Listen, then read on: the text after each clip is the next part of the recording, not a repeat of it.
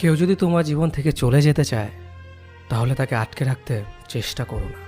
তাকে এমনভাবে বিদায় দাও যাতে সে একটা সময় তোমাকে ভেবে আফসোস করে। আবার কেউ যদি তোমার জীবনে আসতে চায় তাকে ফুরফুরিয়ে গ্রহণ করো না। সময় নাও, এতে করে সে তোমার মূল্যটা বুঝতে পারবে, সেই সাথে তুমিও বুঝতে পারবে মানুষটা তোমার জন্য সঠিক কিনা। হুট করে চলে আসা কেউ ফুরুত করেই উড়ে চলে যায়।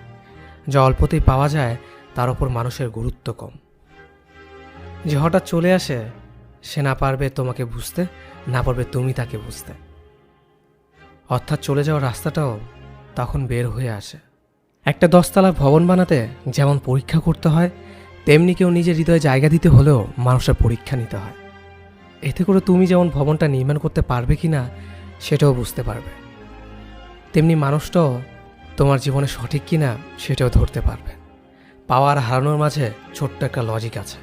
তুমি যা পেয়েছো সেটা তুমি কিভাবে পেলে, যে তোমাকে পেয়েছে সে তোমাকে কিভাবে পেল। যদি খুব সহজে একে অপর পেয়ে যায় তাহলে খুব সহজেই একে অপরকে হারিয়ে ফেলবে।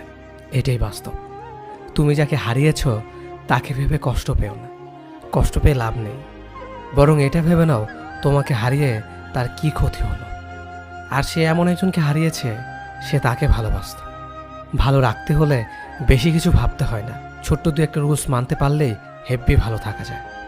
যে আসতে চায় তাকে সময় নিয়ে আসতে দাও, যে যেতে চায় তাকে বিনা কারণেই যেতে দাও। এই আসা যাওয়ার মাঝে কখনো শক্ত দেয়াল হয়ে দাঁড়িয়ে থেকো না।